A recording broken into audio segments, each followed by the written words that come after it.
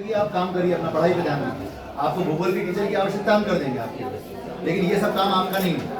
आपका काम केवल पढ़ाई करना है। और उस व्यक्ति ने मुझे उसी समय कहा था कि सर मैंने पैसे लिए, बच्चों से पैसे मांगे हैं, बात खत्म हो गई। बिल्कुल अनावश्यक यहाँ पे मत चक्कर लगाइए, आप जाइए प्लीज, हम आपके लिए टीचर की व्यवस्था कर देंगे उनकी जगह, ये हो जाएगा। जाइए गीता, प्लीज जाइए। नमस्कार, मैं हूं आशुतोष और आप देख रहे हैं एमपी तक। जन सुनवाई में अपने शिक्षक की पैरवी लेकर पहुंची इन छात्राओं को कलेक्टर साहब ने सीधे सीधे नसीहत दे दी। स्पष्ट शब्दों में बोल दिया कि जाकर पढ़ाई पर ध्यान दो, भूगोल के टीचर का इंतजाम वो खुद ही कर देंगे। लगी आप काम करिए, अपना पढ़ाई पे ध्यान दीजिए। आपको भूगोल की टीचर की आवश्यकता हम कर देंगे आपके लिए, लेकिन ये सब काम आपका नहीं है। आपका काम केवल पढ़ाई करना है। और उस व्यक्ति ने मुझे उसी समय कहा था कि सर मैंने पैसे लिए, बच्चों से पैसे मांगे हैं, बात खत्म हो गई। बिल्कुल अनावश्यक यहाँ पे मत चक्कर लगाइए, आप जाइए प्लीज, हम आपके लिए टीचर की व्यवस्था कर देंगे उनकी जगह, ये हो जाएगा। जाइए गीता, प्लीज जाइए। ये पूरा मामला है दमोह के तेजगढ़ के सरकारी हायर सेकेंडरी स्कूल का।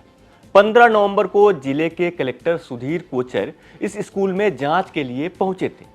यहां उन्होंने एक अभियान के तहत छात्राओं को आयरन की गोलियां बांटी और उनसे बातचीत की। इस दौरान एक छात्रा ने शिकायत की कि स्कूल के एक शिक्षक प्रैक्टिकल के नाम पर 50 रुपए लेते हैं, जिसके बाद कलेक्टर ने उस शिक्षक को हटा दिया।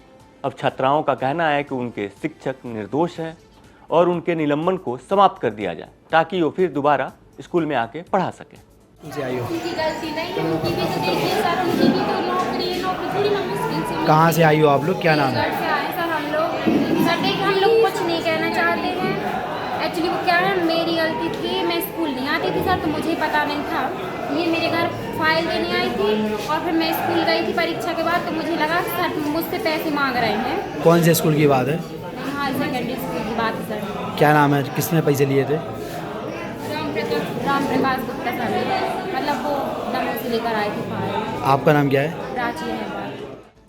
हालांकि कलेक्टर सुधीर कोचर अपने फैसले पर अडिग हैं। कलेक्टर साहब की माने तो जब शिक्षक के खिलाफ शिकायत मिली थी तो उन्होंने शिक्षक को बुलाया था और शिक्षक ने ये स्वीकार किया था कि उन्होंने प्रैक्टिकल के नाम पर पैसे लिए, जिसके बाद उनको ये कार्रवाई करनी पड़ी। शिक्षक थे, वो अतिथि शिक्षक थे, और उन्होंने, जब मैंने उनसे सबके सामने पूछा था कि क्या ये शिकायत सही है, तो उन्होंने कहा था हाँ मैंने बच्चों से पैसे लिए हैं और मैंने बच्चों से पैसे मांगे हैं, ये उन्होंने खुद कहा था।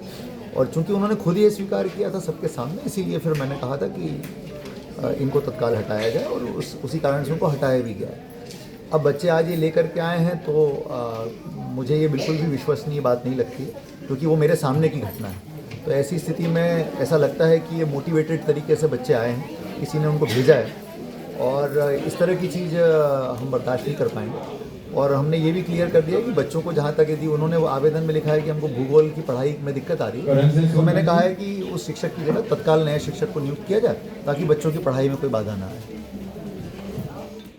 जिस टीचर को नौकरी से निकाला गया है उनका नाम है राम प्रकाश गुप्ता। वे स्कूल में अतिथि शिक्षक के तौर पर भूगोल पढ़ाते हैं। आप बताया जा रहा है कि 28 नवंबर को छात्राएं पहली बार दमोह कलेक्टर से मिलने भी आई थी, लेकिन कलेक्टर नहीं मिले। इसके बाद वो दोबारा नियमित जनसुनवाई में पहुंच गई और कलेक्टर से ये मांग की कि शिक्षक का निलंबन समाप्त किया जाए। फिलहाल इस पूरे मामले में कलेक्टर सुधीर कोचर अपने फैसले को सही ठहरा रहे हैं और वो इस मामले में झुकने को तैयार नहीं। आपको बता दें कि सुधीर कोचर के वीडियो अक्सर सोशल मीडिया पर वायरल होते हैं।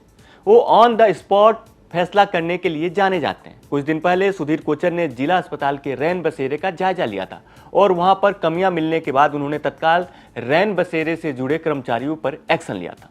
सुधीर कोचर 2014 बैच के आईएएस अफसर हैं और मूल रूप से खरगोन के रहने वाले हैं। तो यह खबर आपको कैसी लगी कमेंट में हमें जरूर बताएं। यह खबर हमें भेजी है दमोह से हमारे सहयोगी शांतनु भारत ने। मध्य प्रदेश से जुड़ी तमाम बड़ी खबरें देखने के लिए देखते रहें एमपी तक।